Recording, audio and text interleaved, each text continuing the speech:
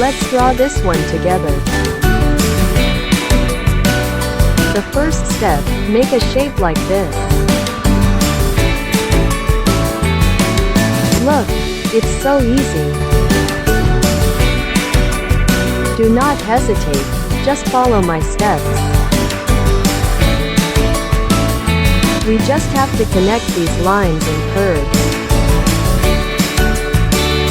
Isn't it very easy?